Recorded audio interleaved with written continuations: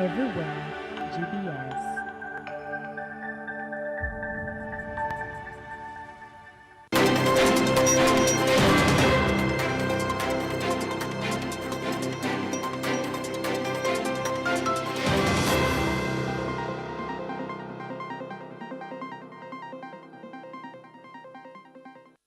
A very good evening and thank you for joining GBS News at 9. My name is Stephen George and our sign language interpreter tonight is Alan Kiam. And now, Kenya has taken a major leap in public health preparedness as President William Ruto handed over disease surveillance vehicles to all 47 counties, part of a nationwide effort to strengthen emergency response systems.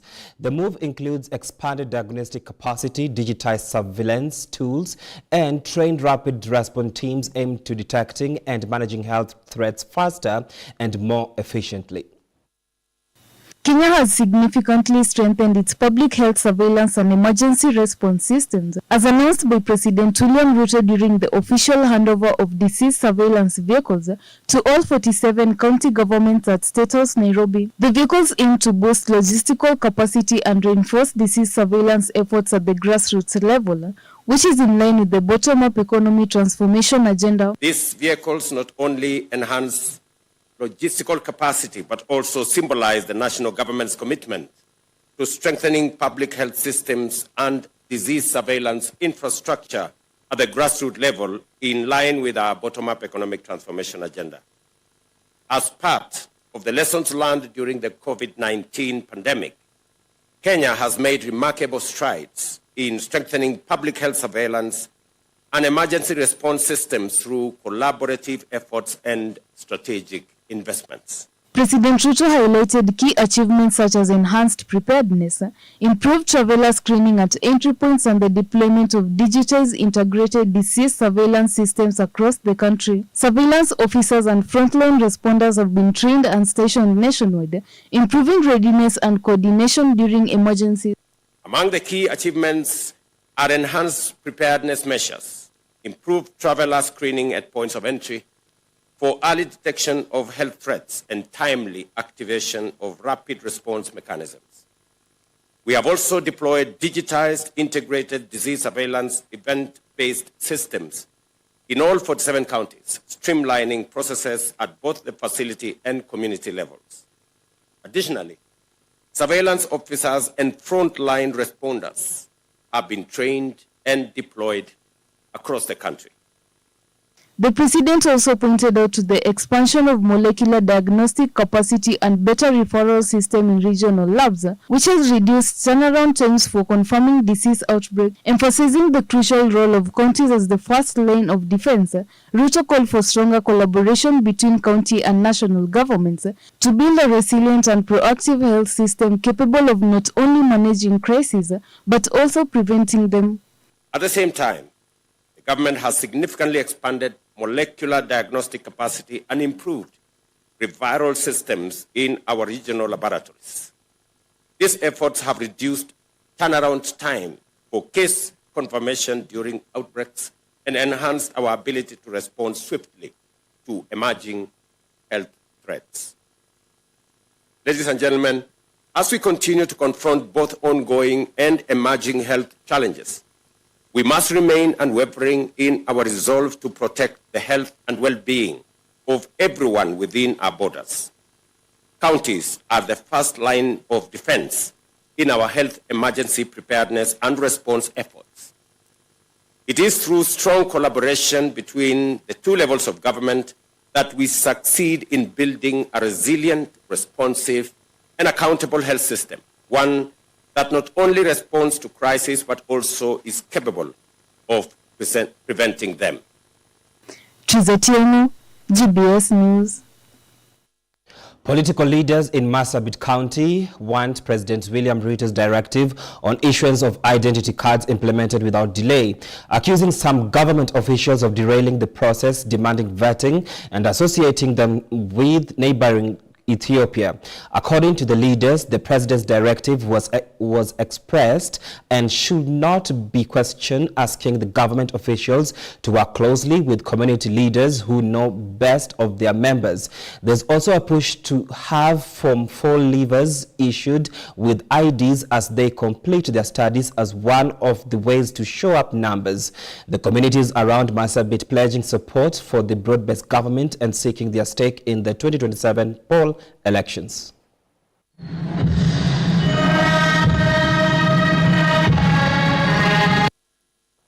Kama rais amesema kwamba kadi ipatiwe watu, nani huyu mfanyikazi ambaye anazuia watu wasipate kadi hapa?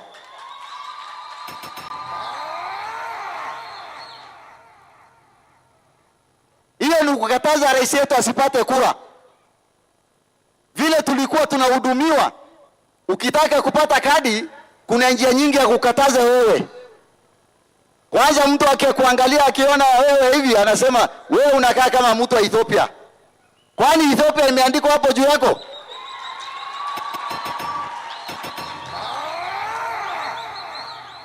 Ama umeshika hiyo mtu akiwa na ID card ya Ethiopia ndio unasema yeye ni mtu wa Ethiopia? Saa zingine wanasema wanaangalia hii vaccination ya TB, BCG. Ati kama una hii, wewe sio Mkenya. Kama wewe hujapata hiyo matibabu, nani alikwambia wewe si Kenya? Is it part of identification? Sasa watu wanakatazwa hapa kwa sababu mtu hana BCG. Utawala gani bado inatufuata? Na rais amesema kwamba hakuna maneno kama hiyo. Tafadhali naomba, Mheshimiwa Rasa uko hapa, Mheshimiwa Naomi uko hapa, waje tuchukue hatua. Yule anakataza mtu kadi hapo, tunataka kusikia amewekwa jela. Hakuna mambo mengine. Maana huyo ndio adui wa rais yetu William Samoei Ruto. Na registration ya ID iendelee kila mahali, hata sio hapa Central pekee. Waende Sagante Jaldesa. Yule mzee ambao hawezi kufika town apewe ID yake na apate haki yake. Hakuna vile mzee wa 75-80 years mtoto yake amesoma university. Some of our children wanafanya hapa county government, wengine wako national government. Alafu mzee anaambiwa ati yeye sio Mkenya. Intati wanakasi. Kwa hivyo ID namchufachira. Alafu kutoka ra tunaomba ID watoto wa shule wale ambao wako high school kabla hawajamaliza ID wapewe wakiwa shule, wakimaliza form 4 mtu akitoka atoke akishika ID yake. Najua president amesema kinaga ubaga hakuna Mkenya anakatazwa kuwa na identity card. Kwa bunge ya taifa wale wanapeana ID card wanakuja chini ya kamati yangu. Sasa tunaenda kwa budget. Kama watu ya Marsabit hawatapata ID card, nitahakikisha hiyo budget either niongeze ama nikate. Kwa hivyo bwana county commissioner, DCC, ACC, even tomorrow we are going to be here and we are going to make sure watu wetu wamepata ID card. Moving on swiftly, deep within the protected Mount Kenya forest, a new front has opened the war against drugs. The government has declared its intention to dismantle drug cartels that have been secretly cultivating cannabis sativa, or bang. Within this vital biodiversity hotspot, Interior CS Kipchumba Murkomen, speaking in Embu town, revealed the growing concern over this clandestine operation spanning Meru, Tharaka Nithi and Embu counties. As authorities collaborate with the Kenya Forest Service, they are also intensifying efforts to combat the rising production and consumption of second-generation and illicit brews in the Upper Eastern region, emphasizing the crucial need for community involvement to eradicate these threats. How long have you been We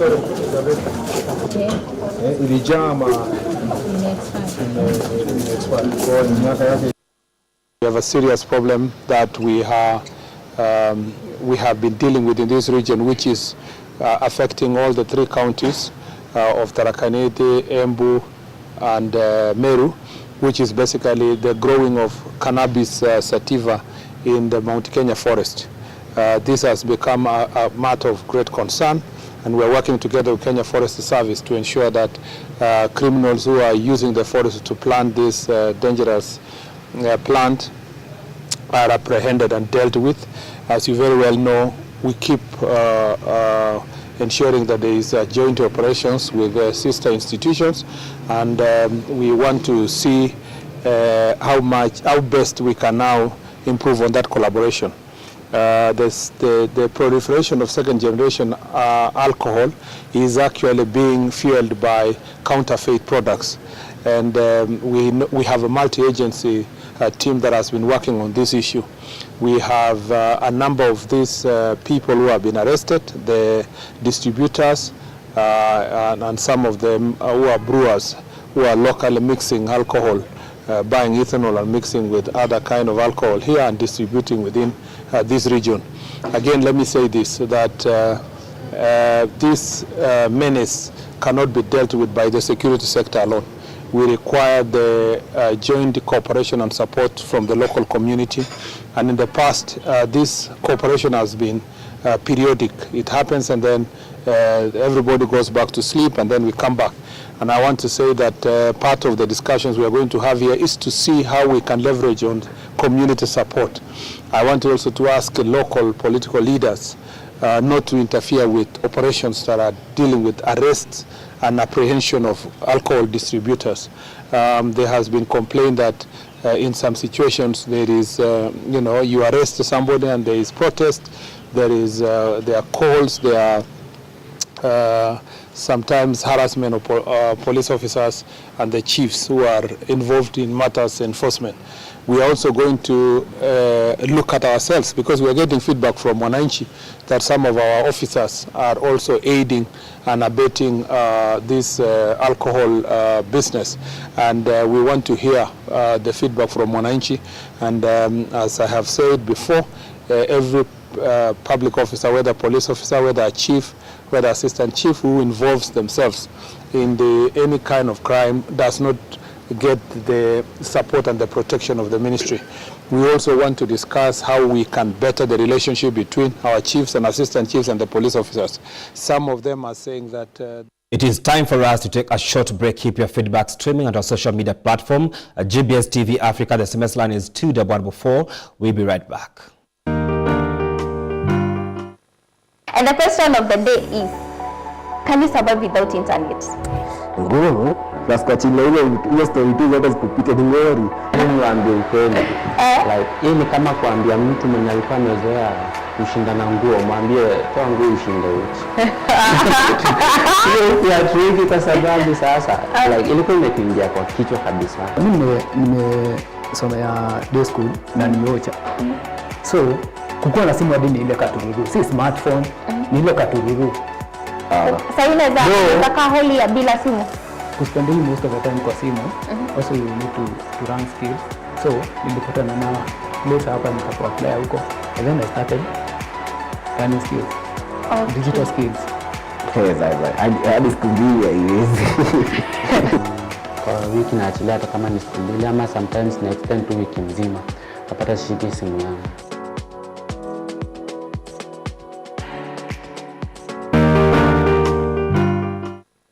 Remove my skin and I won't cry, but you might. What am I?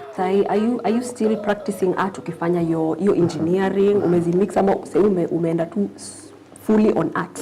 Sasa najua, hebu kwanza tutaje, because najua huwezi taja wote. Just some of the people wenye, some of the celebs wenye umeweza ku reveal your art to them. Jekroba, bibi yake. Hiyo siku walifurahia mbaya. Na mimi nilikuwa emotional mbaya sana. Lilia. Don't check that video guys. Nililia mbaya. I was seeing kuna place ulikuwa unasema like BN walikusaidia sana in building your career. Unaweza tuambie hiyo moment wenye ilikuanga? We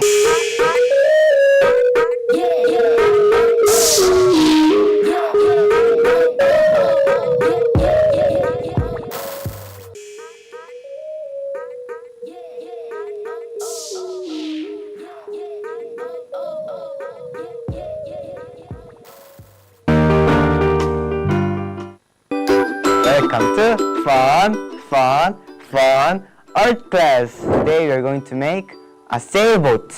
First, you fold a triangle a half.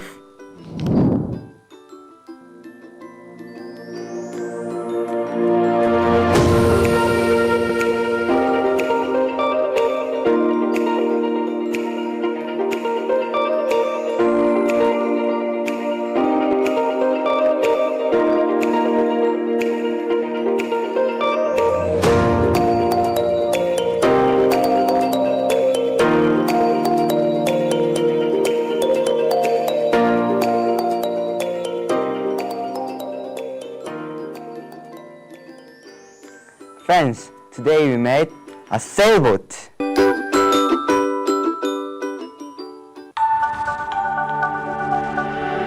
Everywhere, GBS.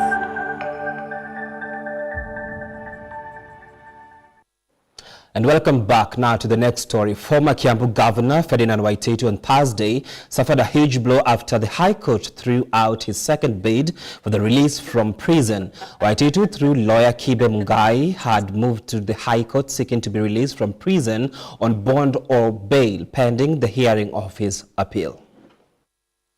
More towards granting the application. The court ruled that the application presented no new arguments and that the issue raised should have been dealt with in the initial bail request. Waititu was convicted earlier this year, on February to be exact, and was sentenced to 12 years in prison or a fine of 53.5 million Kenyan shillings for conflict of interest and abuse of office, charges stemming from irregularly awarding road tenders during his tenure as governor. His initial application for bond was dismissed by Justice Lady Njuguna of the High Court's Anti-Corruption and Economic Crimes Division on March 3rd this year. However, Waititu filed a fresh application before the same court, seeking to be released on bond pending the hearing of his appeal. His wife Susan Wangari was also found guilty and slapped with a 500,000 Kenyan shilling fine or a 1-year jail term. The defense argued that Waititu's detention was unfair given his health condition and the prospect of a successful appeal. However,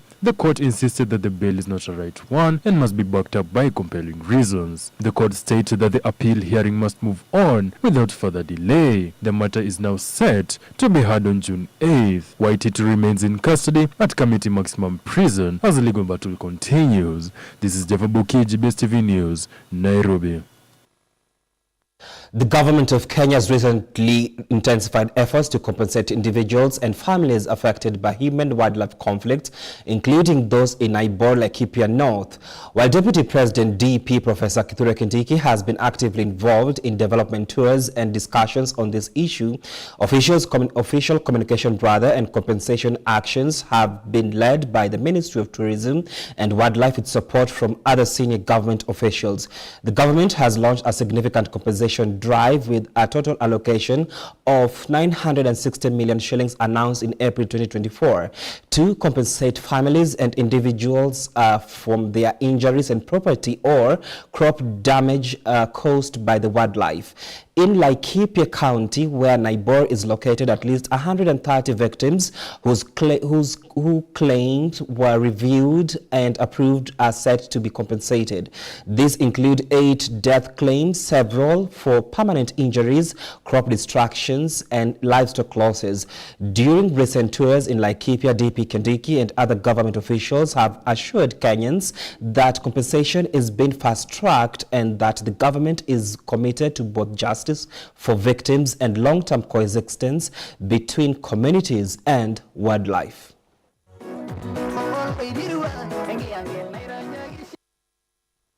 Wana shida ya migogoro baina ya wanyama na wanadamu, na hii ni shida tumekuwa nayo miaka mingi. Mimi nashukuru sana kupitia uongozi wa rais wetu, serikali imeamua ya kwamba yale madai yote ya kihistoria ya migogoro ya binadamu na wanyama isuluhishwe, wananchi walipwe fidia, wale ambao walipoteza wapendwa wao, wale ambao waliumizwa, na hata wale mimea yao imeharibiwa. Hiyo program imeanza katika nchi nzima mahali kuna mambo ya wanyama pori. Hapa Laikipia ni moja ya ile kaunti ziko na idadi kubwa sana ya wanyamapori, sana sana ndovu. Ndio ya pili Kenya baada ya Tsavo kule Taita Taveta. Kwa hivyo tunajua kwamba kumekuwa na migogoro hapa, na wakati wa kampeni tuliahidi ya kwamba tutashughulikia. Kwanza tulipe fidia wale ambao waliathirika. Ya pili tuweke sengenge ama ua wa kuzuia ndovu na wale wanyama wengine wasiweze kudhuru wananchi. Niko hapa kuwatangazia kwamba hiyo ahadi mbili tuko mbioni kutimiza, kwa sababu hatutaki turudi hapa 2027 hii shida bado ikiwa imetuandama. Mambo ya fidia, tumesema ya kwamba wale wote wameathirika walipwe fidia. Kenya nzima mwaka jana, mwaka huu tunalipa zaidi ya shilingi milioni 950 kama fidia, na tutaendelea kuongeza hiyo pesa kujaribu kupunguza makali na maumivu ya wale ambao wameathirika na hii migogoro baina ya wanadamu na wanyama. Niseme ya kwamba hapa leo ile fidia ambayo tunalipa leo ni shilingi milioni 70, takriban 70 million shillings today. Hii Laikipia zaidi ya watu 700 wamelipa fidia kati ya last year na sasa. So we want to make sure that all the people of Kenya who are affected or who have been injured or their loved ones have been killed, injured by wild animals, the people of Kenya, those whose crops have been destroyed by wild animals, they will be compensated. You can continue talking to us through our SMS line 21144 and our social media platform at GBS TV Africa. Now, in this weekly Boomerang edition, the Boomerang captain and pilot Victor Oduny has gathered to us enough episodes that will leave our mouths agape as we laugh our lungs out from Migori County, where a shoe is being thrown at President William Ruto amid his speech in a political rally, to the Senate debate, and not to forget the slain Kasipul Member of Parliament, were a prophecy to all the juicy bits as we mourn him. Welcome to the Boomerang Weekly Edition. First in Migori, President William Ruto finds himself in an awkward situation, a shoe being held at him from the crowd. Here, Mr. President, you cannot force a speech.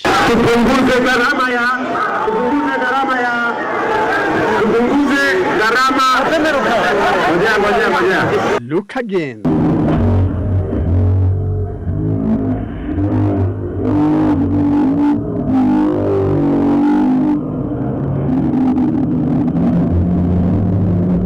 Let us change focus to the late Kasipul MP, Charles Songundo, wears Requiem Mass at the Consolata Shrines in Nairobi. And a man of God from Uganda was here waxing spiritual. Whether you are coming from a big family, a poor family, a rich family, or whatever, or you are from which political party, or from where, please, life is fit for you. It is a gratuitous gift from God.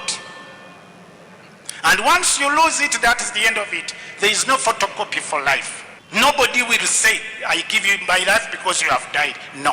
And woe unto you when you laugh at someone's death. There are some people who are happy because so and so died. They will also be happy when your sibling, your brother, your dad, or your mom, or whoever dies. And from the African perspective, in fact, we are not Africans. Because an African, if you laugh, if you are happy after the death of someone, then you might have contributed in his death. Listen to this subtle message that the man of God forgot to tell us. I forgot to tell you, so many times when we are gathered the way we are gathered today, we end up with some people crying because of their phones, because of their wallet, because of what you have. Simply said, the hallowed shrines are infested with thieves. So please take extra care of what you have. Not all these people you are seeing here are holy people. So please take care of that. Let us prepare for the offertory. Choir, we go. Message taken. And for the choir, Boomerang has these poetical choir lyrics for the late MP, Charles Songondo.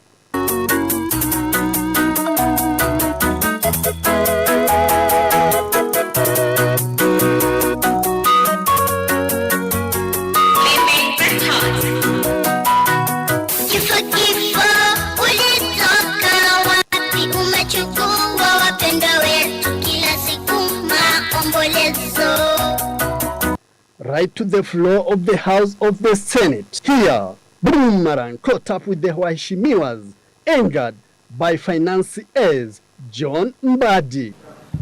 Thank you, the Speaker, for that communication. The Speaker, I just want to go on record and register my disappointment with the CS for Treasury, because the Speaker, if my memory serves me right, this is the second time that the CS is avoiding or failing to present himself before this House to respond to questions by members. Once people who have been opposing each other come together, Mr. Speaker, in the executive, it is Parliament that can call them to order. We donated 2 experts to the government, the UDA government, and they are here present with us. There are only 2 from my community. We don't have any other. We must say no, so that we protect smaller communities, unlucky communities that do not have a minister. Please, as a community, we will defend them. This is arrogance of the highest level. The minister of the national government at the Treasury is not the minister for any community, leave alone the Luo community. He must serve as equal. As a community, we will defend them with our blood and sweat. And anyone out to besmirch their character, we will deal with you perpendicularly, daytime, hakuna. So, Honorable John Mbadi, I will call him by his name, must know that as a house we are unhappy that he has time to attend rallies. Hakuna mchezo kwa hao watu wawili wetu. Asanteni sana. Mimi siogopi mtu. We will say these things publicly because that is what we swore to do. Finally, in the prophetic words of the late slain MP for Kasipul, Charles Songondo Were, aka Pindra, the ODM brigade has fulfilled the prophecy. Kumbe siasa iko na faida. Hata mimi siku ile nitapumzika.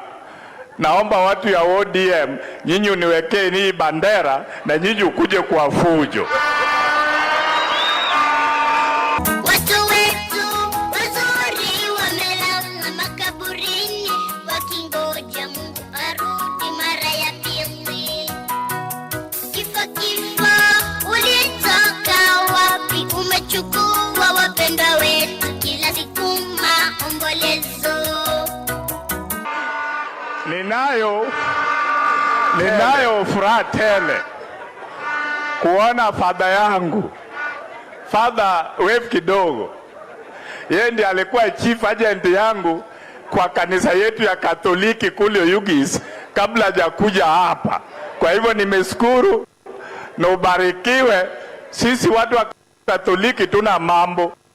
Tunajua tukupeana pole na tunajua ukitoa maombi, ubudu Bwana, utengeshi ukalu ya Bwana, maisha iko kwako muno.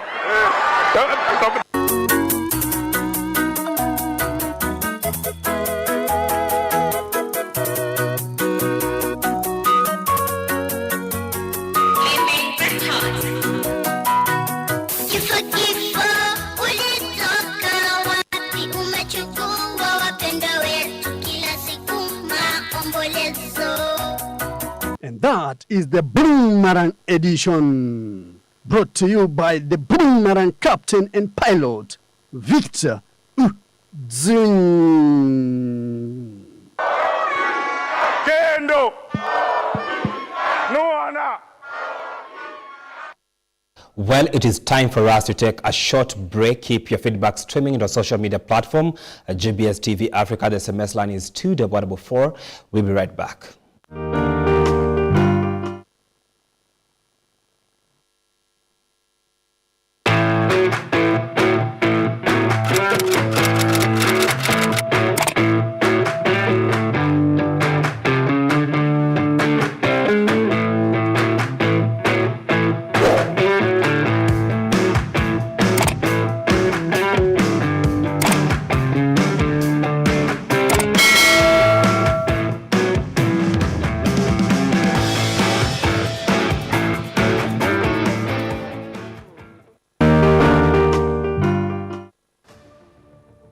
Anza wiki yako kwa njia sahihi kwa GBS Jumatatu. Niko nawe hadi midai ya saa 4 asubuhi. Kwanza niseme asante kwa kuzidi kufuatilia na kutazama vipindi vyetu ambavyo huwa tunakuandalia hapa ndani ya GBS TV Jumatatu. People are now seeing the money that have been given to church as a bribe. Jiunge nasi kila Jumatatu asubuhi kuanzia saa 1:30. Nimesikia mwenzangu akifanya hesabu hapo ya vile ambavyo miungano zitakuwa. Ruto is going to fail whether with Raila or without Raila. Kuna mahali anakosea akisema ati Raila na Ruto wataungana. Hakuna kuungana iko hapo, ndugu yangu, aje nikwambie ukweli. Hadithi za kunoga.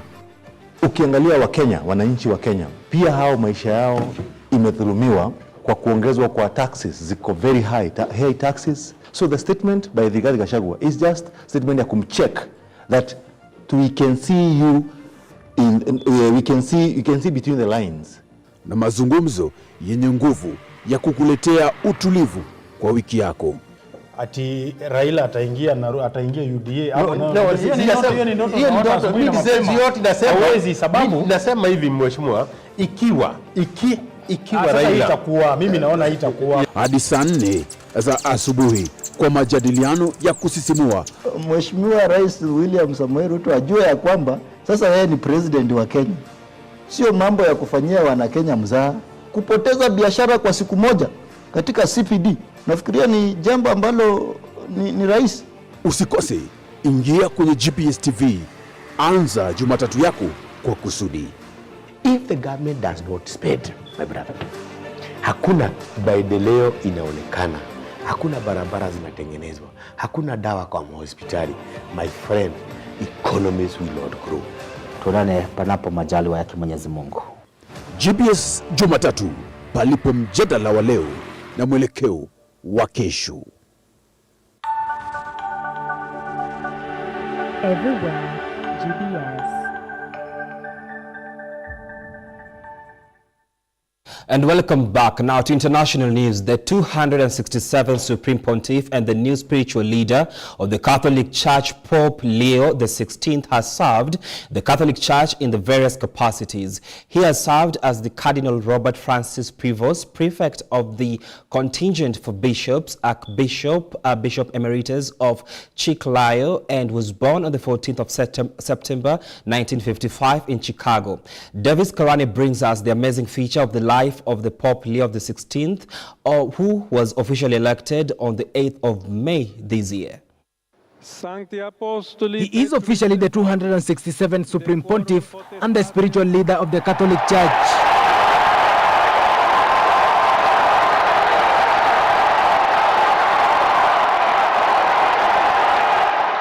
He has served the Catholic Church as Cardinal Robert Francis Prevost, Order of St. Augustine, Prefect of Dicastery for Bishops, Archbishop and Bishop Emeritus of Chiclayo, and was born on 14th September 1955 in Chicago, United States of America.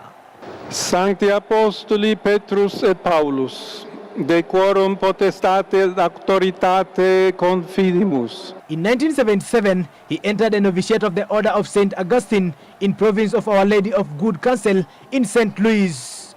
On the 29th of August 1981, he gave his solemn vows.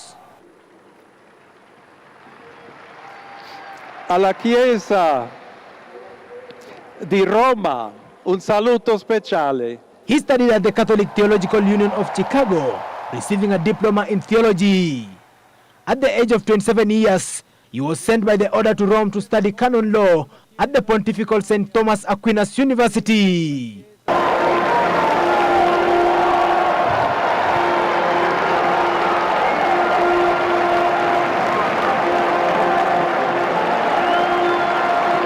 He received priestly ordination on the 19th June 1982, and later he received his licentiate in 1984 in the mission of Chulucanas in Piuru, Peru in 1985 and 1986.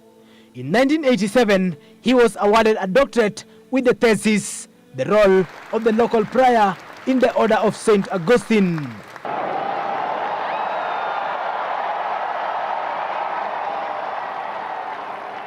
In the same year, he was elected Director of Vacation, Director of the Missions of Augustinian Province of Mother of Good Counsel of Olympia Field in the United States of America. Extra omnes.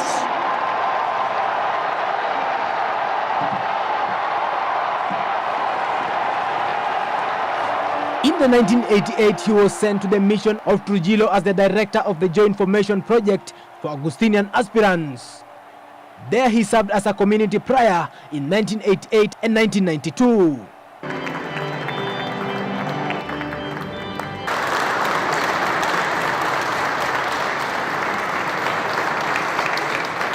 In 1988 and 1998, he served as a director of the formation and the teacher of the professed in the Archdiocese of Trujillo. He was a judiciary vicar, a position he served from 1989 to 1998, and professor of canon, patristic and moral law in the major seminary. In 1999, he was elected provincial prior of the Mother of Good Counsel province in Chicago.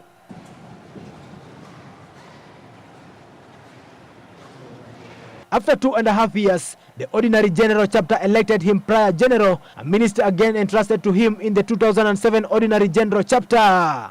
In October 2013, he returned to his province in Chicago to serve as a teacher of the professed and provincial vicar, roles he held from 3rd November 2014, when Pope Francis appointed him Apostolic Administration of the Diocese of Chiclayo, elevating him to the dignitary of Bishop and ascending him to the titular Diocese of Sufar. On the 7th of November, he took canonical procession of the diocese in the presence of Apostolic Nuncio James Patrick Green, where he was ordained as a bishop on the 12th of December, Feast of Our Lady of Guadalupe in the cathedral of his diocese.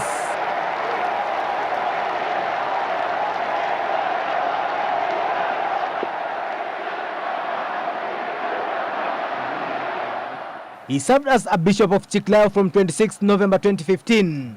In March 2018, he became the second vice president of the Peruvian Episcopal Conference. Pope Francis appointed him a member of the Congregation of the Clergy in 2019, a member of the Congregation for Bishops in 2020. On the 15th of April 2020, the Pope appointed him Apostolic Administrator of the Diocese of Callao, and on the 30th of January 2023, Pope Francis appointed Cardinal Prevost as Prefect of the Dicastery for Bishops and President of the Pontifical Commission for Latin America.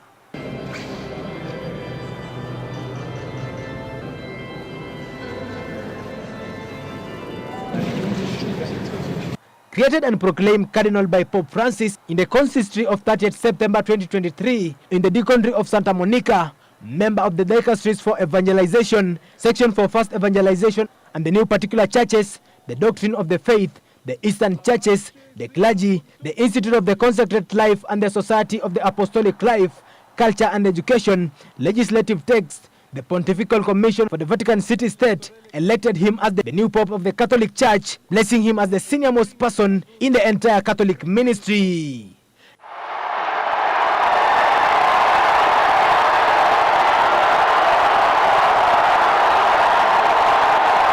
Davis Karani for GBS News, Vatican City.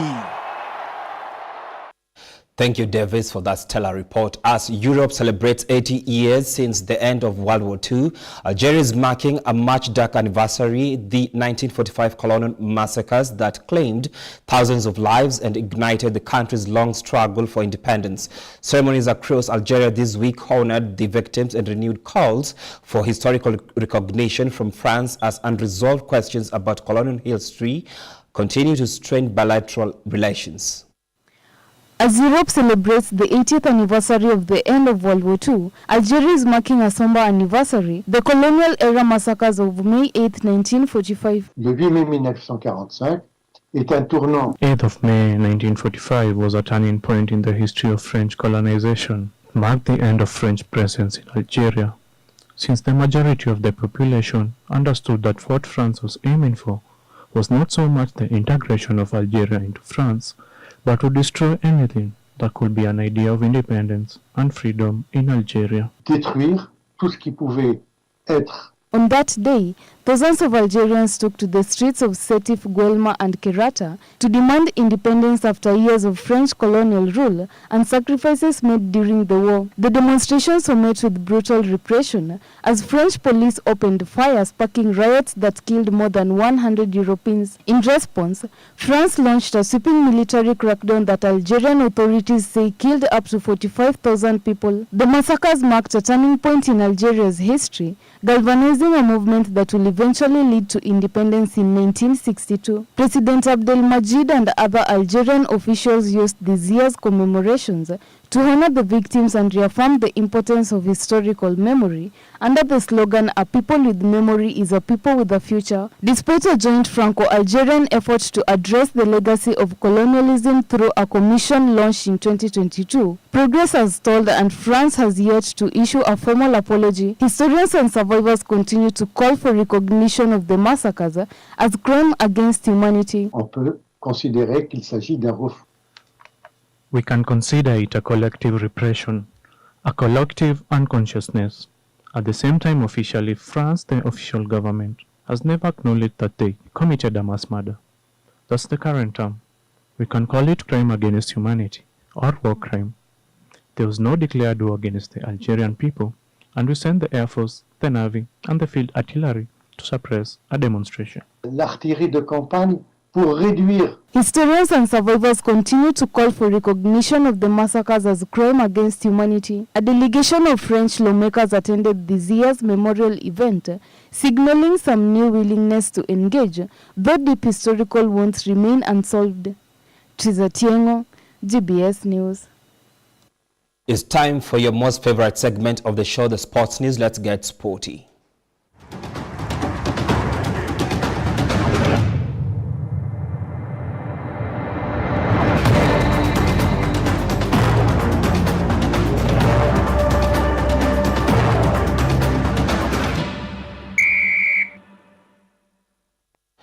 A major moment in rugby as the British and Irish Lions have named their new captain for the 2025 tour of Australia and its landmark choice.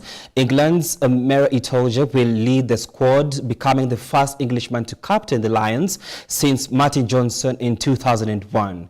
With experience, presence and power, Itoje is set to guide one of rugby's most iconic teams into another fierce campaign. Here is the story behind his appointment. 2025 British and Irish Lions captain. It's Mara Itoje. A new chapter begins for the British and Irish Lions, and at the heart of it stands Maro Itoje. The 30-year-old England lock has been named captain for the 2025 tour of Australia, and is the first Englishman to take the role since Martin Johnson in 2001. With 93 England caps and 2 Lions tours already behind him, Itoje brings experience, intensity, and a fierce competitive edge to one of rugby's most prestigious roles. The announcement came at London's 02 Arena, where more than 2,000 fans watched Itoje walk on stage in full Lions kit, holding the team's iconic lion mascot. Lions head coach Andy Farrell offered him the captaincy after a dropped call and a second attempt, and Itoje called it a tremendous honor. So yeah, but it was also kind of a bit niggly because the signal was quite bad. So it's hard to articulate, really. It's a tremendous honor.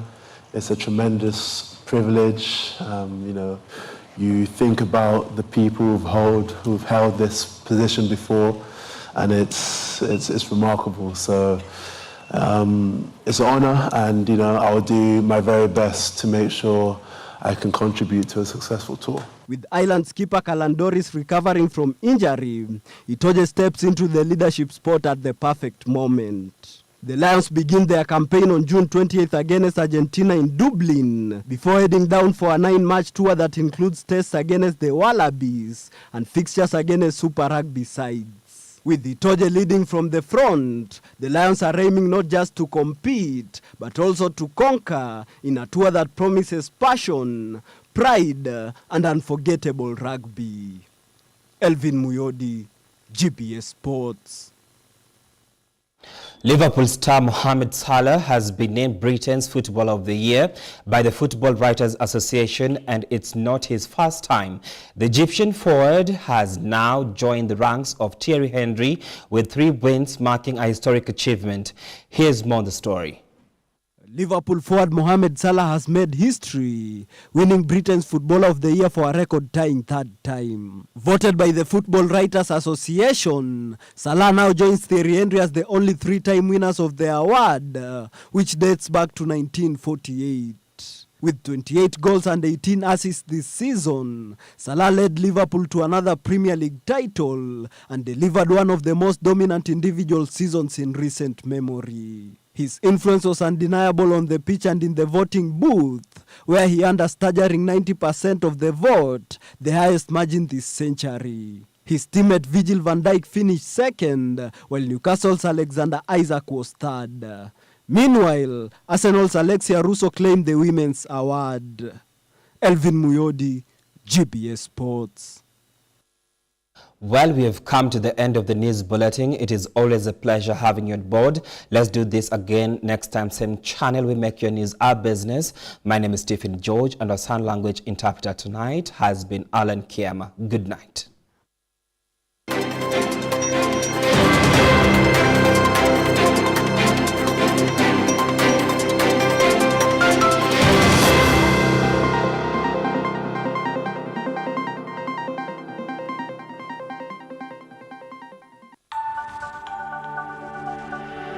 Everywhere, GBS.